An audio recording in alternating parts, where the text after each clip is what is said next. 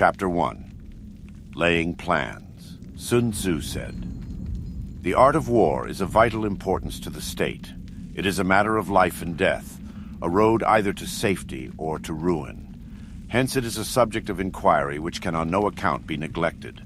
The art of war, then, is governed by 5 constant factors, to be taken into account in one's deliberations, when seeking to determine the conditions obtaining in the field. These are 1. The moral law. 2. Heaven. 3. Earth. 4. The commander. 5. Method and discipline. The moral law causes the people to be in complete accord with their ruler, so that they will follow him regardless of their lives, undismayed by any danger. Heaven signifies night and day, cold and heat, times and seasons.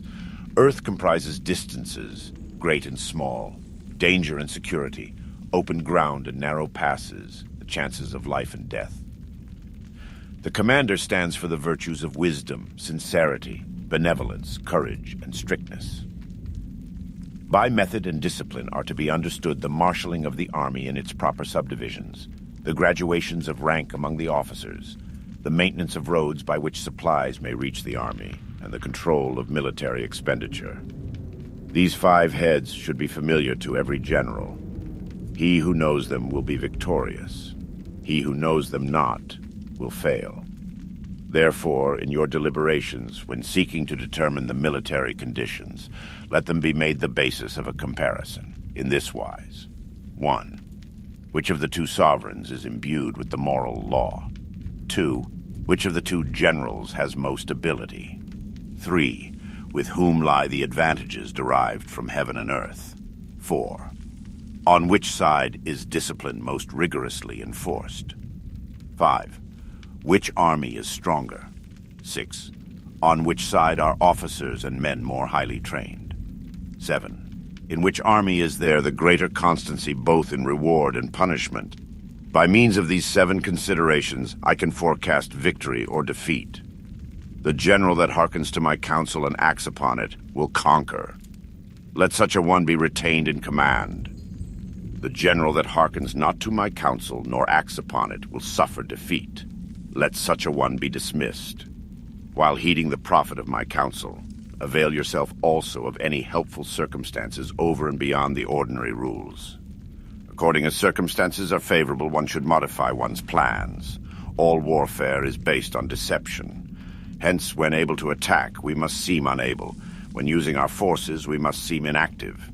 When we are near, we must make the enemy believe we are far away. When far away, we must make him believe we are near. Hold out baits to entice the enemy, feign disorder, and crush him. If he is secure at all points, be prepared for him. If he is in superior strength, evade him. If your opponent is of choleric temper, seek to irritate him. Pretend to be weak that he may grow arrogant. If his forces are united, separate them. Attack him where he is unprepared, appear where you are not expected. These military devices, leading to victory, must not be divulged beforehand. Now the general who wins a battle makes many calculations in his temple ere the battle is fought. The general who loses a battle makes but few calculations beforehand. Thus do many calculations lead to victory and few calculations to defeat. How much more no calculation at all? It is by attention to this point that I can foresee who is likely to win or lose. Chapter 2. Waging War. Sun Tzu said, "In the operations of war, where there are in the field 1,000 swift chariots, as many heavy chariots, and 100,000 mail-clad soldiers with provisions enough to carry them 1,000 ely, the expenditure at home and at the front, including entertainment of guests, small items such as glue and paint, and some spent on chariots and armor, will reach the total of 1,000 ounces of silver per day. Such is the cost of raising an army of 100,000 men. When you engage in actual fighting, if victory is long in coming, then men's weapons will grow dull, and their ardor will be damped. If you lay siege to a town, you will exhaust your strength.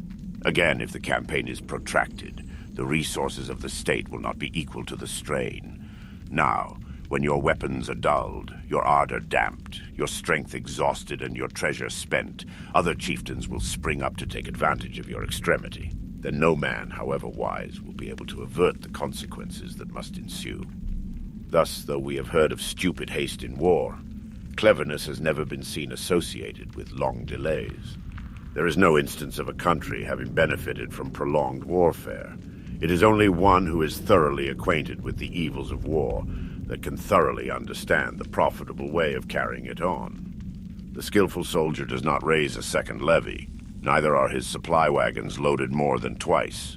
Bring war material with you from home, but forage on the enemy.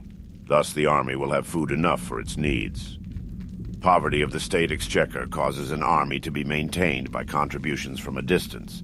Contributing to maintain an army at a distance causes the people to be impoverished. On the other hand, the proximity of an army causes prices to go up. And high prices cause the people's substance to be drained away. When their substance is drained away, the peasantry will be afflicted by heavy exactions. With this loss of substance and exhaustion of strength, the homes of the people will be stripped bare, and 3/10 of their income will be dissipated, while government expenses for broken chariots, worn-out horses, breastplates and helmets, bows and arrows, spears and shields, protective mantles, draft oxen and heavy wagons will amount to 4/10 of its total revenue. Hence, a wise general makes a point of foraging on the enemy. 1 cartload of the enemy's provisions is equivalent to 20 of one's own, and likewise a single pickle of his provender is equivalent to 20 from one's own store.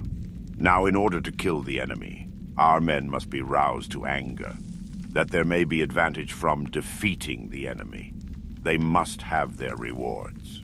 Therefore, in chariot fighting, when 10 or more chariots have been taken, those should be rewarded who took the first. Our own flags should be substituted for those of the enemy, and the chariots mingled and used in conjunction with ours. The captured soldiers should be kindly treated and kept. This is called using the conquered foe to augment one's own strength. In war, then, let your great object be victory, not lengthy campaigns. Thus, it may be known that the leader of armies is the arbiter of the people's fate, the man on whom it depends whether the nation shall be in peace or in peril. Chapter 3. Attack by Stratagem. Sun Tzu said, "In the practical art of war, the best thing of all is to take the enemy's country whole and intact. To shatter and destroy it is not so good. So too it is better to recapture an army entire than to destroy it. To capture a regiment, a detachment, or a company entire than to destroy them. Hence to fight and conquer in all your battles is not supreme excellence. Supreme excellence consists in breaking the enemy's resistance without fighting. Thus, the highest form of generalship is to balk the enemy's plans. The next best is to prevent the junction of the enemy's forces. The next in order is to attack the enemy's army in the field. And the worst policy of all is to besiege walled cities. The rule is not to besiege walled cities if it can possibly be avoided. The preparation of mantlets, movable shelters, and various implements of war will take up 3 whole months, and the piling up of mounds over against the walls will take 3 months more. The general, unable to control his irritation, will launch his men to the assault like swarming ants, with the result that 1/3 of his men are slain, while the town still remains untaken. Such are the disastrous effects of a siege. Therefore, the skillful leader subdues the enemy's troops without any fighting. He captures their cities without laying siege to them. He overthrows their kingdom without lengthy operations in the field. With his forces intact, he will dispute the mastery of the empire. And thus, without losing a man, his triumph will be complete. This is the method of attacking by stratagem. It is the rule in war if our forces are 10 to the enemy's 1 to surround him, if 5 to 1 to attack him, if twice as numerous to divide our army into 2. If equally matched, we can offer battle. If slightly inferior in numbers, we can avoid the enemy. If quite unequal in every way, we can flee from him. Hence, though an obstinate fight may be made by a small force, in the end it must be captured by the larger force. Now the general is the bulwark of the state. If the bulwark is complete at all points, the state will be strong. If the bulwark is defective, the state will be weak. There are 3 ways in which a ruler can bring misfortune upon his army. 1. By commanding the army to advance or to retreat, being ignorant of the fact that it cannot obey. This is called hobbling the army. 2. by attempting to govern an army in the same way as he administers a kingdom, being ignorant of the conditions which obtain in an army. This causes restlessness in the soldiers' minds. 3. By employing the officers of his army without discrimination, through ignorance of the military principle of adaptation to circumstances. This shakes the confidence of the soldiers. But when the army is restless and distrustful, trouble is sure to come from the other feudal princes. This is simply bringing anarchy into the army and flinging victory away. Thus we may know that there are 5 essentials for victory. 1. He will win who knows when to fight and when not to fight. 2. He will win who knows how to handle both superior and inferior forces. 3. He will win whose army is animated by the same spirit throughout all its ranks. 4. He will win who, prepared himself, waits to take the enemy unprepared. 5. He will win who has military capacity and is not interfered with by the sovereign. Hence the saying, if you know the enemy and know yourself, you need not fear the result of 100 battles. If you know yourself but not the enemy, for every victory gained, you will also suffer a defeat. If you know neither the enemy nor yourself, you will succumb in every battle. Chapter 4. Tactical Dispositions. Sun Tzu said, "The good fighters of old first put themselves beyond the possibility of defeat, and then waited for an opportunity of defeating the enemy. To secure ourselves against defeat lies in our own hands, but the opportunity of defeating the enemy is provided by the enemy himself. Thus, the good fighter is able to secure himself against defeat, but cannot make certain of defeating the enemy. Hence the saying, one may know how to conquer without being able to do it. Security against defeat implies defensive tactics. Ability to defeat the enemy means taking the offensive. Standing on the defensive indicates insufficient strength, attacking, a superabundance of strength. The general who is skilled in defense hides in the most secret recesses of the earth. He who is skilled in attack flashes forth from the topmost heights of heaven. Thus, on the one hand, we have ability to protect ourselves. On the other, a victory that is complete. To see victory only when it is within the ken of the common herd is not the acme of excellence. Neither is it the acme of excellence if you fight and conquer and the whole empire says, well done. To lift an autumn hare is no sign of great strength. To see the sun and moon is no sign of sharp sight. To hear the noise of thunder is no sign of a quick ear. What the ancients called a clever fighter is one who not only wins, but excels in winning with ease. Hence his victories bring him neither reputation for wisdom nor credit for courage. He wins his battles by making no mistakes. Making no mistakes is what establishes the certainty of victory, for it means conquering an enemy that is already defeated. Hence the skillful fighter puts himself into a position which makes defeat impossible and does not miss the moment for defeating the enemy. Thus, it is that in war, the victorious strategist only seeks battle after the victory has been won, whereas he, who is destined to defeat, first fights and afterwards looks for victory. The consummate leader cultivates the moral law and strictly adheres to method and discipline. Thus, it is in his power to control success.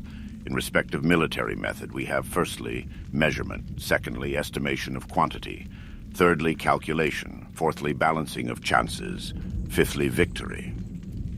Measurement owes its existence to earth, estimation of quantity to measurement, calculation to estimation of quantity, balancing of chances to calculation, and victory to balancing of chances.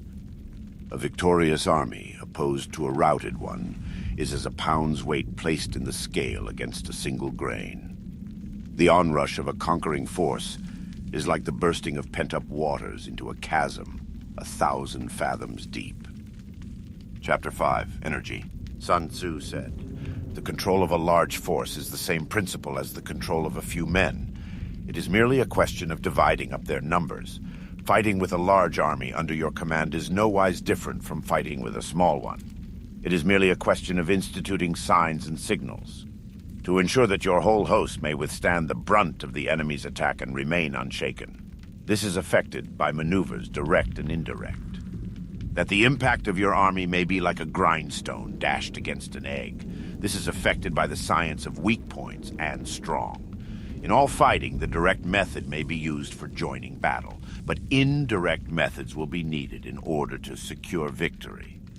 Indirect tactics, efficiently applied, are inexhaustible as heaven and earth, unending as the flow of rivers and streams. Like the sun and moon, they end but to begin anew. Like the four seasons, they pass away to return once more.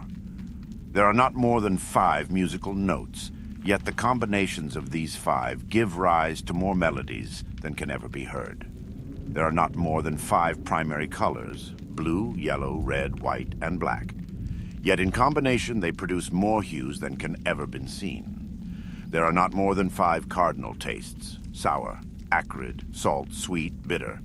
Yet combination of them yield more flavors than can ever be tasted. In battle, there are not more than 2 methods of attack: the direct and the indirect, yet these 2 in combination give rise to an endless series of maneuvers. The direct and the indirect lead onto each other in turn. It is like moving in a circle, you never come to an end. Who can exhaust the possibilities of their combination? The onset of troops is like the rush of a torrent, which will even roll stones along in its course. The quality of decision is like the well-timed swoop of a falcon, which enables it to strike and destroy its victim. Therefore, the good fighter will be terrible in his onset and prompt in his decision. Energy may be likened to the bending of a crossbow, decision to the releasing of a trigger. Amid the turmoil and tumult of battle, there may be seeming disorder, and yet no real disorder at all. Amid confusion and chaos, your array may be without head or tail, yet it will be proof against defeat. Amid the turmoil and tumult of battle, there may be seeming disorder and yet no real disorder at all. Amid confusion and chaos, your array may be without head or tail, yet it will be proof against defeat. Hiding order beneath the cloak of disorder is simply a question of subdivision. Concealing courage under a show of timidity presupposes a fund of latent energy. Masking strength with weakness is to be effected by tactical dispositions. Thus, one who is skillful at keeping the enemy on the move maintains deceitful appearances, according to which the enemy will act. He sacrifices something that the enemy may snatch at it. By holding out baits, he keeps him on the march. Then, with a body of picked men, he lies in wait for him. The clever combatant looks to the effect of combined energy, and does not require too much from individuals. Hence his ability to pick out the right men and utilize combined energy. When he utilizes combined energy, his fighting men become, as it were, like unto rolling logs or stones. For it is the nature of a log or stone to remain motionless on level ground, and to move when on a slope if four-cornered, to come to a standstill but if round-shaped, to go rolling down. Thus, the energy developed by good fighting men is as the momentum of a round stone rolled down a mountain, thousands of feet in height. So much on the subject of energy. Chapter 6, Weak Points and Strong.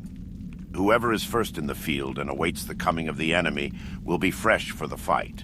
Whoever is second in the field and has to hasten to battle will arrive exhausted. Therefore, the clever combatant imposes his will on the enemy, but does not allow the enemy's will to be imposed on him. By holding out advantages to him, he can cause the enemy to approach of his own accord. Or, by inflicting damage, he can make it impossible for the enemy to draw near. If the enemy is taking his ease, he can harass him. If well supplied with food, he can starve him out. If quietly encamped, he can force him to move. Appear at points which the enemy must hasten to defend. March swiftly to places where you are not expected. An army may march great distances without distress if it marches through country where the enemy is not. You can be sure of succeeding in your attacks if you only attack places which are undefended. You can ensure the safety of your defense if you only hold positions that cannot be attacked. Hence, the general is skillful in attack whose opponent does not know what to defend, and he is skillful in defense whose opponent does not know what to attack. O divine art of subtlety and secrecy! Through you we learn to be invisible, through you inaudible, and hence we can hold the enemy's fate in our hands. You may advance and be absolutely irresistible if you make for the enemy's weak points. You may retire and be safe from pursuit if your movements are more rapid than those of the enemy. If we wish to fight, The enemy can be forced to an engagement even though he be sheltered behind a high rampart and a deep ditch. All we need do is attack some other place that he will be obliged to relieve. If we do not wish to fight, we can prevent the enemy from engaging us even though the lines of our encampment be merely traced out on the ground. All we need do is to throw something odd and unaccountable in his way. By discovering the enemy's dispositions and remaining invisible ourselves, we can keep our forces concentrated while the enemy's must be divided. We can form a single united body, while the enemy must split up into fractions. Hence there will be a whole pitted against separate parts of a whole, which means that we shall be many to the enemy's few. And if we are able thus to attack an inferior force with a superior one, our opponents will be in dire straits. The spot where we intend to fight must not be made known, for then the enemy will have to prepare against a possible attack at several different points. And his forces being thus distributed in many directions, the numbers we shall have to face at any given point will be proportionately few. For should the enemy strengthen his van, he will weaken his rear. Should he strengthen his rear, he will weaken his van. Should he strengthen his left, he will weaken his right. Should he strengthen his right, he will weaken his left. If he sends reinforcements everywhere, he will everywhere be weak. Numerical weakness comes from having to prepare against possible attacks. Numerical strength from compelling our adversary to make these preparations against us. Knowing the place and the time of the coming battle, we may concentrate from the greatest distances in order to fight. But if neither time nor place be known, then the left wing will be impotent to succor the right. The right equally impotent to succor the left, the van unable to relieve the rear, or the rear to support the van. How much more so if the furthest portions of the army are anything under 100 li apart, and even the nearest are separated by several li. Though according to my estimate, the soldiers of Yue exceed our own in number. That shall advantage them nothing in the matter of victory. I say then that victory can be achieved. Though the enemy be stronger in numbers, we may prevent him from fighting. Scheme so as to discover his plans and the likelihood of their success. Rouse him and learn the principle of his activity or inactivity. Force him to reveal himself, so as to find out his vulnerable spots. Carefully compare the opposing army with your own, so that you may know where strength is superabundant and where it is deficient. In making tactical dispositions, the highest pitch you can attain is to conceal them. Conceal your dispositions, and you will be safe from the prying of the subtlest spies, from the machinations of the wisest brains. How victory may be produced for them out of the enemy's own tactics, that is what the multitude cannot comprehend. All men can see the tactics whereby I conquer, but what none can see is the strategy out of which victory is evolved. Do not repeat the tactics which have gained you one victory, but let your methods be regulated by the infinite variety of circumstances. Military tactics are like unto water, for water in its natural course runs away from high places and hastens downwards. So in war, the way is to avoid what is strong and to strike at what is weak. Water shapes its course according to the nature of the ground over which it flows. The soldier works out his victory in relation to the foe whom he is facing. Therefore, just as water retains no constant shape, so in warfare there are no constant conditions. He who can modify his tactics in relation to his opponent and thereby succeed in winning may be called a heaven-born captain. The 5 elements, water, fire, wood, metal, earth, are not always equally predominant. The 4 seasons make way for each other in turn. There are short days and long. The moon has its periods of waning and waxing. Chapter 7, Maneuvering. Sun Tzu said, "In war, the general receives his commands from the sovereign. Having collected an army and concentrated his forces, he must blend and harmonize the different elements thereof before pitching his camp. After that comes tactical maneuvering, than which there is nothing more difficult. The difficulty of tactical maneuvering consists in turning the devious into the direct, and misfortune into gain. Thus, to take a long and circuitous route, after enticing the enemy out of the way, and though starting after him, to contrive to reach the goal before him, shows knowledge of the artifice of deviation. Maneuvering with an army is advantageous. with an undisciplined multitude most dangerous. If you set a fully equipped army in march in order to snatch an advantage, the chances are that you will be too late. On the other hand, to detach a flying column for the purpose involves the sacrifice of its baggage and stores. Thus, if you order your men to roll up their buff coats and make forced marches without halting day or night, covering double the usual distance at a stretch, doing 100 LI in order to wrest an advantage, the leaders of all your 3 divisions will fall into the hands of the enemy. The stronger men will be in front, the jaded ones will fall behind, and on this plan only 1/10 of your army will reach its destination. If you march 50 LI in order to outmaneuver the enemy, you will lose the leader of your 1st division, and only half your force will reach the goal. If you march 30 LI with the same object, 2/3 of your army will arrive. We may take it then that an army without its baggage train is lost. Without provisions, it is lost. Without bases of supply, it is lost. We cannot enter into alliances until we are acquainted with the designs of our neighbors. We are not fit to lead an army on the march unless we are familiar with the face of the country, its mountains and forests, its pitfalls and precipices, its marshes and swamps. We shall be unable to turn natural advantage to account unless we make use of local guides. In war, practice dissimulation, and you will succeed. Whether to concentrate or to divide your troops must be decided by circumstances. Let your rapidity be that of the wind, your compactness that of the forest. In raiding and plundering, be like fire, in immovability like a mountain. Let your plans be dark and impenetrable as night, and when you move, fall like a thunderbolt. When you capture new territory, cut it up into allotments for the benefit of the soldiery. Ponder and deliberate before you make a move. He will conquer who has learnt the artifice of deviation. Such is the art of maneuvering. The Book of Army Management says, "On the field of battle, the spoken word does not carry far enough. Hence the institution of gongs and drums. Nor can ordinary objects be seen clearly enough, hence the institution of banners and flags. Gongs and drums, banners and flags, are means whereby the ears and eyes of the host may be focused on one particular point.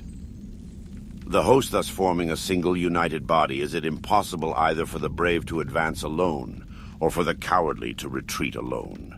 This is the art of handling large masses of men. In night fighting, then, make much use of signal fires and drums, and in fighting by day, of flags and banners, as a means of influencing the ears and eyes of your army. A whole army may be robbed of its spirit. A commander-in-chief may be robbed of his presence of mind. Now a soldier's spirit is keenest in the morning. By noonday it has begun to flag, and in the evening his mind is bent only on returning to camp. A clever general, therefore, avoids an army when its spirit is keen, but attacks it when it is sluggish and inclined to return. This is the art of studying moods, disciplined and calm to await the appearance of disorder and hubbub amongst the enemy. This is the art of retaining self-possession. To be near the goal while the enemy is still far from it, to wait at ease while the enemy is toiling and struggling, to be well fed while the enemy is famished. This is the art of husbanding one's strength. To refrain from intercepting an enemy whose banners are in perfect order. To refrain from attacking an army drawn up in calm and confident array. This is the art of studying circumstances. It is a military axiom not to advance uphill against the enemy, nor to oppose him when he comes downhill. Do not pursue an enemy who simulates flight. Do not attack soldiers whose temper is keen. Do not swallow bait offered by the enemy. Do not interfere with an army that is returning home. When you surround an army, leave an outlet free. Do not press a desperate foe too hard. Such is the art of warfare. Chapter 8, Variation in Tactics. Sun Tzu said, "In war, the general receives his commands from the sovereign, collects his army, and concentrates his forces. When in difficult country, do not encamp. In country where high roads intersect, join hands with your allies. Do not linger in dangerously isolated positions. In hemmed-in situations, you must resort to stratagem. In desperate position, you must fight. There are roads which must not be followed, armies which must be not attacked, towns which must not be besieged. positions which must not be contested, commands of the sovereign which must not be obeyed. The general who thoroughly understands the advantages that accompany variation of tactics knows how to handle his troops. The general who does not understand these may be well acquainted with the configuration of the country, yet he will not be able to turn his knowledge to practical account. So the student of war, who is unversed in the art of war, of varying his plans, even though he be acquainted with the 5 advantages, will fail to make the best use of his men. Hence, in the wise leader's plans, considerations of advantage and of disadvantage will be blended together. If our expectation of advantage be tempered in this way, we may succeed in accomplishing the essential part of our schemes. If, on the other hand, in the midst of difficulties we are always ready to seize an advantage, we may extricate ourselves from misfortune, reduce the hostile chiefs by inflicting damage on them, and make trouble for them and keep them constantly engaged. Hold out specious allurements and make them rush to any given point. The art of war teaches us to rely not on the likelihood of the enemy's not coming, but on our own readiness to receive him. Not on the chance of his not attacking, but rather on the fact that we have made our position unassailable. There are 5 dangerous faults which may affect a general. 1, recklessness, which leads to destruction. 2, cowardice, which leads to capture. 3, a hasty temper, which can be provoked by insults. 4, a delicacy of honor, which is sensitive to shame. 5, over-solicitude for his men, which exposes him to worry and trouble. These are the 5 besetting sins of a general, ruinous to the conduct of war. When an army is overthrown and its leader slain, the cause will surely be found among these 5 dangerous faults. Let them be a subject of meditation. Chapter 9. The Army on the March. Sun Tzu said, "We come now to the question of encamping the army and observing signs of the enemy. Pass quickly over mountains and keep in the neighborhood of valleys. Camp in high places facing the sun. Do not climb heights in order to fight. So much for mountain warfare. After crossing a river, you should get far away from it. When an invading force crosses a river in its onward march, do not advance to meet it in midstream. It will be best to let half the army get across, and then deliver your attack. If you are anxious to fight, you should not go to meet the invader near a river which he has to cross. Moor your craft higher up than the enemy and facing the sun. Do not move upstream to meet the enemy." So much for river warfare. In crossing salt marshes, your sole concern should be to get over them quickly without any delay. If forced to fight in a salt marsh, you should have water and grass near you, and get your back to a clump of trees. So much for operations in salt marshes. In dry, level country, take up an easily accessible position with rising ground to your right and on your rear, so that the danger may be in front, and safety lie behind. So much for campaigning in flat country. These are the 4 useful branches of military knowledge which enabled the Yellow Emperor to vanquish 4 several sovereigns. All armies prefer high ground to low and sunny places to dark. If you are careful of your men and camp on hard ground, the army will be free from disease of every kind, and this will spell victory. When you come to a hill or a bank, occupy the sunny side with the slope on your right rear. Thus, you will at once act for the benefit of your soldiers and utilize the natural advantages of the ground. When, in consequence of heavy rains up country, a river which you wish to ford is swollen and flecked with foam, you must wait until it subsides. Country in which there are precipitous cliffs with torrents running between, deep natural hollows, tangled thickets, quagmires, and crevasses, should be left with all possible speed and not approached. While we keep away from such places, we should get the enemy to approach them. While we face them, we should let the enemy have them on his rear. If in the neighborhood of your camp there should be any hilly country, ponds surrounded by aquatic grass, hollow basins filled with reeds, or woods with thick undergrowth, they must be carefully routed out and searched. For these are places where men in ambush or insidious spies are likely to be lurking. When the enemy is close at hand and remains quiet, he is relying on the natural strength of his position. When he keeps aloof and tries to provoke a battle, he is anxious for the other side to advance. If his place of encampment is easy of access, he is tendering a bait. Movement amongst the trees of a forest shows that the enemy is advancing. The appearance of a number of screens in the midst of thick grass means that the enemy wants to make us suspicious. The rising of birds in their flight is the sign of an ambuscade. Startled beasts indicate that a sudden attack is coming. When there is dust rising in a high column, it is the sign of chariots advancing. When the dust is low but spread over a wide area, it betokens the approach of infantry. When it branches out in different directions, it shows that parties have been sent to collect firewood. A few clouds of dust moving to and fro signify that the army is encamping. Humble words and increased preparations are signs that the enemy is about to advance. Violent language and driving forward as if to the attack are signs that he will retreat. When the light chariots come out first and take up a position on the wings, it is a sign that the enemy is forming for battle. Peace proposals unaccompanied by a sworn covenant indicate a plot. When there is much running about and the soldiers fall into rank, it means that the critical moment has come.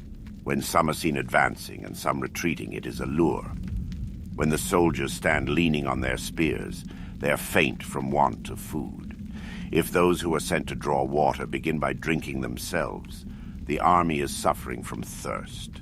If the enemy sees an advantage to be gained and makes no effort to secure it, the soldiers are exhausted. If birds gather on any spot, it is unoccupied. Clamor by night betokens nervousness. If there is disturbance in the camp, the general's authority is weak. If the banners and flags are shifted about, sedition is afoot. If the officers are angry, it means that the men are weary. When an army feeds its horses with grain and kills its cattle for food, and when the men do not hang their cooking pots over the campfires, showing that they will not return to their tents, you may know that they are determined to fight to the death. The sight of men whispering together in small knots or speaking in subdued tones points to disaffection amongst the rank and file. Too frequent rewards signify that the enemy is at the end of his resources. Too many punishments betray a condition of dire distress. To begin by bluster, but afterwards to take fright at the enemy's numbers, shows a supreme lack of intelligence. When envoys are sent with compliments in their mouths, it is a sign that the enemy wishes for a truce. If the enemy's troops march up angrily and remain facing ours for a long time without either joining battle or taking themselves off again, the situation is one that demands great vigilance and circumspection. If our troops are no more in number than the enemy, that is amply sufficient. It only means that no direct attack can be made. What we can do is simply to concentrate all our available strength, keep a close watch on the enemy, and obtain reinforcements. He who exercises no forethought but makes light of his opponents is sure to be captured by them. If soldiers are punished before they have grown attached to you, they will not prove submissive. And unless submissive, then will be practically useless. If, when the soldiers have become attached to you, punishments are not enforced, they will still be useless. Therefore, soldiers must be treated in the first instance with humanity, but kept under control by means of iron discipline. This is a certain road to victory. If in training, soldiers' commands are habitually enforced, the army will be well disciplined. If not, its discipline will be bad. If a general shows confidence in his men but always insists on his orders being obeyed, the gain will be mutual. Chapter 10. Terrain. Sun Tzu said, "We may distinguish 6 kinds of terrain, to wit, 1. Accessible ground, 2. Entangling ground, 3. Temporizing ground, 4. Narrow passes, 5. Precipitous heights, 6. Positions at a great distance from the enemy. Ground which can be freely traversed by both sides is called accessible. With regard to ground of this nature, be before the enemy in occupying the raised and sunny spots, and carefully guard your line of supplies. Then you will be able to fight with advantage. Ground which can be abandoned, but is hard to reoccupy, is called entangling. From a position of this sort, if the enemy is unprepared, you may sally forth and defeat him. But if the enemy is prepared for your coming and you fail to defeat him, then, return being impossible, disaster will ensue. When the position is such that neither side will gain by making the first move, it is called temporizing ground. In a position of this sort, even though the enemy should offer us an attractive bait, it will be advisable not to stir forth, but rather to retreat, thus enticing the enemy in his turn. Then, when part of his army has come out, we may deliver our attack with advantage. With regard to narrow passes, if you can occupy them first, let them be strongly garrisoned and await the advent of the enemy. Should the army forestall you in occupying a pass, do not go after him if the pass is fully garrisoned, but only if it is weakly garrisoned. With regard to precipitous heights, if you are beforehand with your adversary, you should occupy the raised and sunny spots, and there wait for him to come up. If the enemy has occupied them before you, do not follow him, but retreat and try to entice him away. If you are situated at a great distance from the enemy, and the strength of the two armies is equal, it is not easy to provoke a battle, and fighting will be to your disadvantage. These 6 are the principles connected with Earth. The general who has attained a responsible post must be careful to study them. Now an army is exposed to 6 several calamities, not arising from natural causes, but from faults for which the general is responsible. These are 1. Flight, 2. Insubordination, 3. Collapse, 4. Ruin, 5. Disorganization, 6. Rout, other conditions being equal. If one force is hurled against another 10 times its size, the result will be the flight of the former. When the common soldiers are too strong and their officers too weak, the result is insubordination. When the officers are too strong and the common soldiers too weak, the result is collapse. When the higher officers are angry and insubordinate, and on meeting the enemy, give battle on their own account from a feeling of resentment, before the commander-in-chief can tell whether or not he is in a position to fight, the result is ruin. When the general is weak and without authority, when his orders are not clear and distinct, when there are no fixed duties assigned to officers and men, and the ranks are formed in a slovenly, haphazard manner, the result is utter disorganization. When a general, unable to estimate the enemy's strength, allows an inferior force to engage a larger one, or hurls a weak detachment against a powerful one, and neglects to place picked soldiers in the front rank, the result must be rout. These are 6 ways of courting defeat, which must be carefully noted by the general who has attained a responsible post. The natural formation of the country is the soldier's best ally, but a power of estimating the adversary, of controlling the forces of victory, and of shrewdly calculating difficulties, dangers, and distances constitutes the test of a great general. He who knows these things, and in fighting puts his knowledge into practice, will win his battles. He who knows them not, nor practices them, will surely be defeated. If fighting is sure to result in victory, then you must fight, even though the ruler forbid it. If fighting will not result in victory, then you must not fight, even at the ruler's bidding. The general who advances without coveting fame and retreats without fearing disgrace, whose only thought is to protect his country and do good service for his sovereign, is the jewel of the kingdom. Regard your soldiers as your children, and they will follow you into the deepest valleys. Look upon them as your own beloved sons, and they will stand by you even unto death. If, however, you are indulgent, but unable to make your authority felt, kind-hearted, but unable to enforce your commands, and incapable, moreover, of quelling disorder, then your soldiers must be likened to spoiled children. They are useless for any practical purpose. If we know that our own men are in a condition to attack, but are unaware that the enemy is not open to attack, we have gone only halfway towards victory.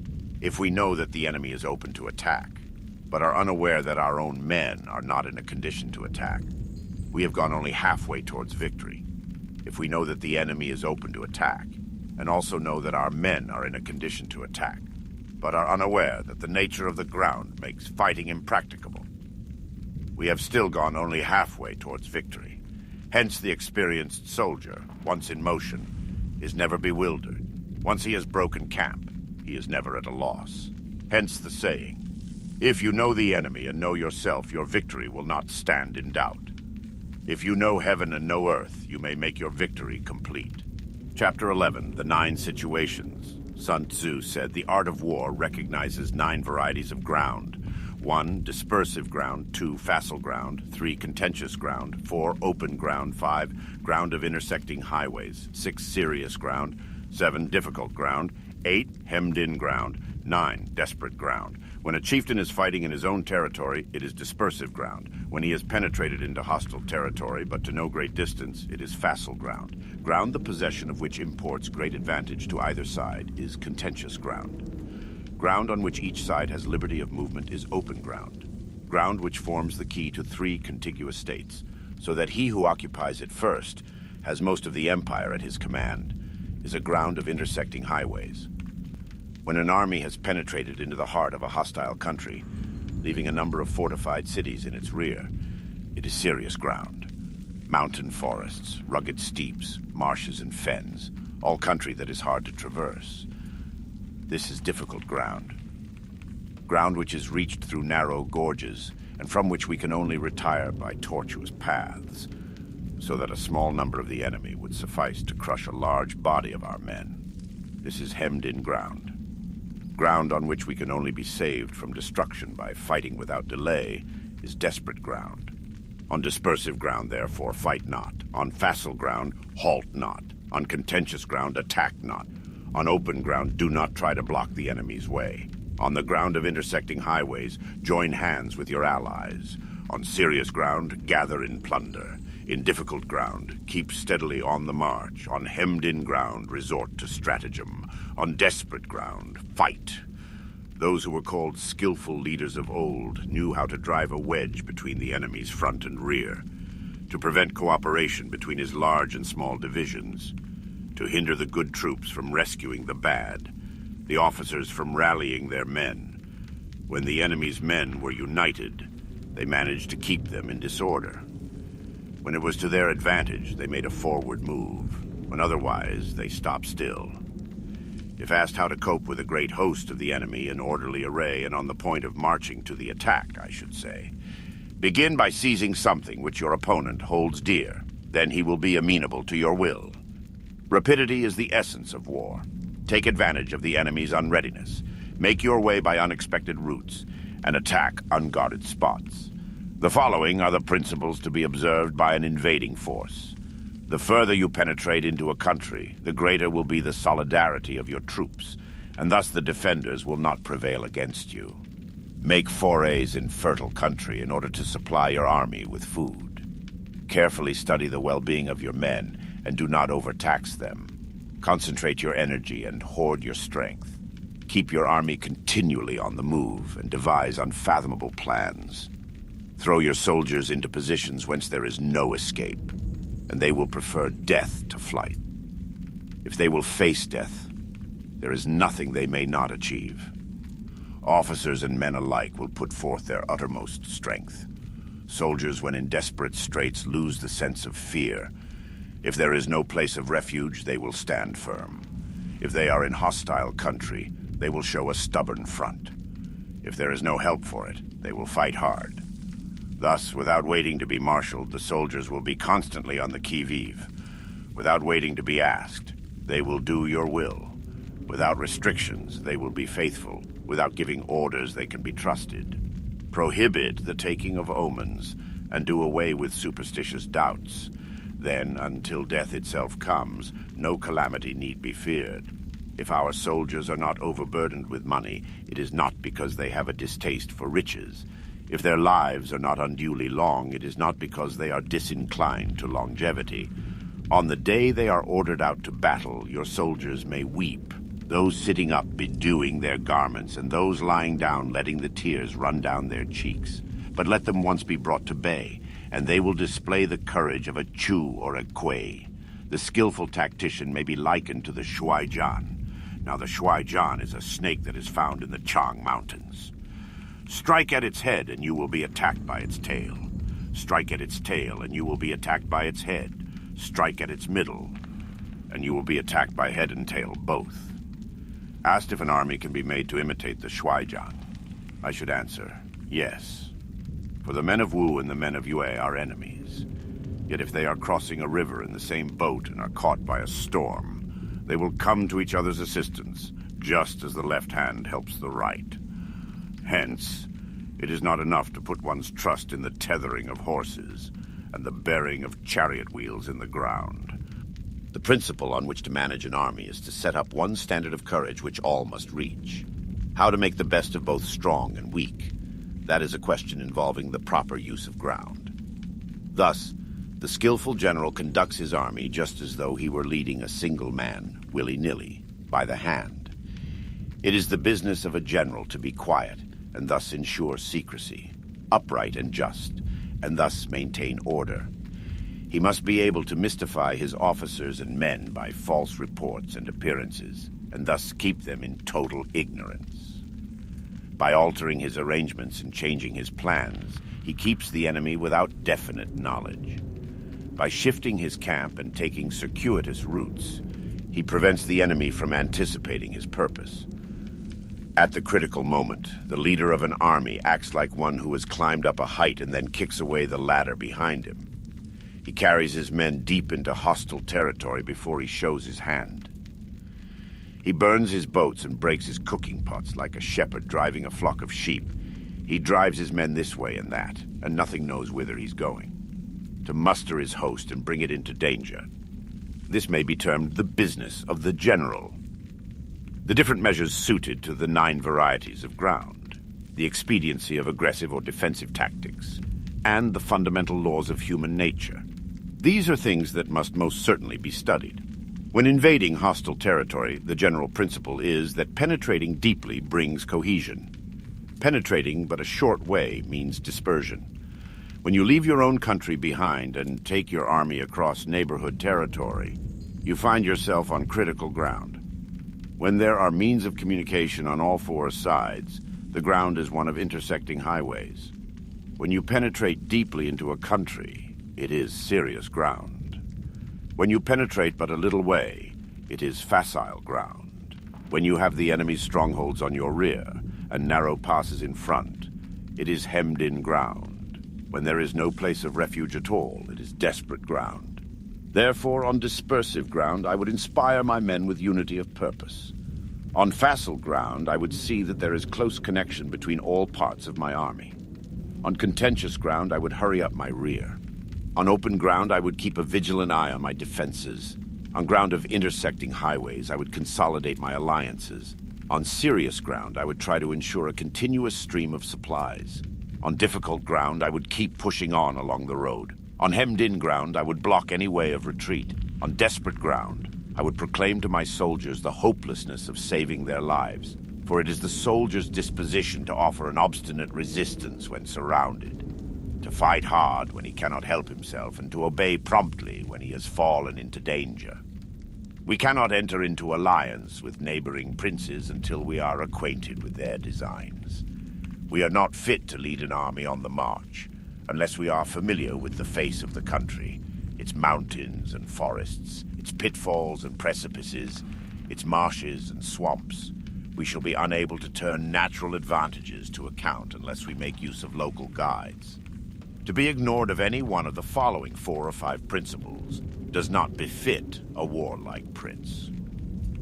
When a warlike prince attacks a powerful state, his generalship shows itself in preventing the concentration of the enemy's forces. He overawes his opponents, and their allies are prevented from joining against him. Hence, he does not strive to ally himself with all and sundry, nor does he foster the power of other states. He carries out his own secret designs, keeping his antagonists in awe.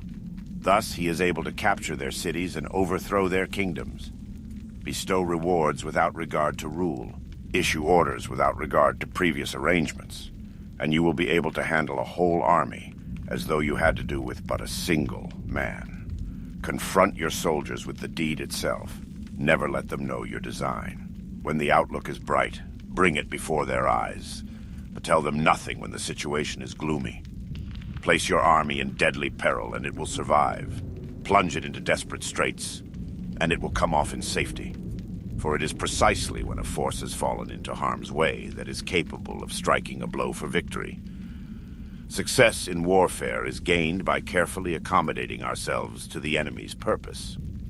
By persistently hanging on the enemy's flank, we shall succeed in the long run in killing the commander-in-chief. This is called ability to accomplish a thing by sheer cunning. On the day that you take up your command, block the frontier passes, destroy the official tallies, and stop the passage of all emissaries. Be stern in the council chamber. If the enemy leaves a door open, you must rush in. Forestall your opponent by seizing what he holds dear, and subtly contrive to time his arrival on the ground. Walk in the path defined by rule, and accommodate yourself to the enemy until you can fight a decisive battle. At first, then, exhibit the coyness of a maiden until the enemy gives you an opening. Afterwards, emulate the rapidity of a running hare, and it will be too late for the enemy to oppose you. Chapter 12. The Attack by Fire. Sun Tzu said, "There are 5 ways of attacking with fire. The first is to burn soldiers in their camp. The second is to burn stores. The third is to burn baggage trains. The fourth is to burn arsenals and magazines. The fifth is to hurl dropping fire amongst the enemy. In order to carry out an attack, we must have means available. The material for raising fire should always be kept in readiness. There is a proper season for making attacks with fire, and special days for starting a conflagration. The proper season is when the weather is very dry. The special days are those when the moon is in the constellations of the sieve, the wall, the wing, or the crossbar, for these 4 are all days of rising wind. In attacking with fire, one should be prepared to meet 5 possible developments. 1. When fire breaks out inside to enemy's camp, respond at once with an attack from without. 2. If there's an outbreak of fire, but the enemy's soldiers remain quiet, bide your time and do not attack. 3. When the force of the flames has reached its height, follow it up with an attack if that's practicable. If not, stay where you are. 4. If it is possible to make an assault with fire from without, do not wait for it to break out within, but deliver your attack at a favorable moment. 5. When you start a fire, be to windward of it. Do not attack from the leeward. A wind that rises in the daytime lasts long, but a night breeze soon falls. In every army, the 5 developments connected with fire must be known, the movements of the stars calculated, and a watch kept for the proper days. Hence, those who use fire as an aid to the attack show intelligence. Those who use water as an aid to the attack gain an accession of strength. By means of water, an enemy may be intercepted but not robbed of all his belongings. Unhappy is the fate of one who tries to win his battles and succeed in his attacks without cultivating the spirit of enterprise, for the result is waste of time and general stagnation. Hence the saying, the enlightened ruler lays his plans well ahead. The good general cultivates his resources. Move not unless you see an advantage. Use not your troops unless there is something to be gained. Fight not unless the position is critical. No ruler should put troops into the field merely to gratify his own spleen. No general should fight a battle simply out of pique. If it is to your advantage, make a forward move. If not, stay where you are. Anger may in time change to gladness. Vexation may be succeeded by content. But a kingdom that has once been destroyed can never come again into being, nor can the dead ever be brought back to life. Hence the enlightened ruler is heedful, and the good general full of caution. This is the way to keep a country at peace and an army intact. Chapter 13. The Use of Spies. Sun Tzu said raising a host of 100,000 men and marching them great distances entails heavy loss on the people and a drain on the resources of the state. The daily expenditure will amount to 1,000 ounces of silver. There will be commotion at home and abroad, and men will drop down exhausted on the highways. As many as 700,000 families will be impeded in their labor. Hostile armies may face each other for years, striving for the victory which is decided in a single day. This being so, to remain in ignorance of the enemy's condition simply because one grudges the outlay of 100 ounces of silver in honors and emoluments is the height of inhumanity. One who acts thus is no leader of men, no present help to his sovereign, no master of victory. Thus, what enables the wise sovereign and the good general to strike and conquer and achieve things beyond the reach of ordinary men is foreknowledge. Now, this foreknowledge cannot be elicited from spirits. It cannot be obtained inductively from experience, nor by any deductive calculation. Knowledge of the enemy's dispositions can only be obtained from other men. Hence the use of spies, of whom there are 5 classes. 1. Local spies. 2. Inward spies. 3. Converted spies. 4. Doomed spies. 5. Surviving spies. When these 5 kinds of spy are all at work, none can discover the secret system. This is called divine manipulation of the threads. It is the sovereign's most precious faculty. Having local spies means employing the services of the inhabitants of a district. Having inward spies, making use of officials of the enemy. Having converted spies, getting hold of the enemy's spies and using them for our own purposes.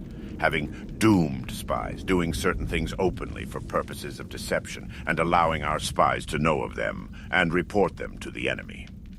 Surviving spies, finally, are those who bring back news from the enemy's camp. Hence it is that which none in the whole army are more intimate relations to be maintained than with spies. None should be more liberally rewarded. In no other business should greater secrecy be preserved. Spies cannot be usefully employed without a certain intuitive sagacity. They cannot be properly managed without benevolence and straightforwardness. Without subtle ingenuity of mind, one cannot make certain of the truth of their reports. Be subtle, and use your spies for every kind of business. If a secret piece of news is divulged by a spy before the time is ripe, he must be put to death together with the man to whom the secret was told. Whether the object be to crush an army, to storm a city, or to assassinate an individual, it is always necessary to begin by finding out the names of the attendants, the aides-de-camp and doorkeepers and sentries of the general in command. Our spies must be commissioned to ascertain these. The enemy's spies who have come to spy on us must be sought out, tempted with bribes, led away and comfortably housed. Thus, they will become converted spies and available for our service. It is through the information brought by the converted spy that we are able to acquire and employ local and inward spies. It is owing to his information again that we can cause the doomed spy to carry false tidings to the enemy. Lastly, it is by his information that the surviving spy can be used on appointed occasions. The end and aim of spying in all its 5 varieties is knowledge of the enemy, and this knowledge can only be derived in the first instance from the converted spy. Hence, it is essential that the converted spy be treated with the utmost liberality. Of old, the rise of the Yin dynasty was due to Yi Qi, who had served under the Xia.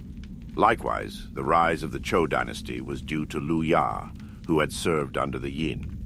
Hence, it is only the enlightened ruler and the wise general who will use the highest intelligence of the army for purposes of spying, and thereby they achieve great results. Spies are a most important element in water, because on them depends on an army's ability to move.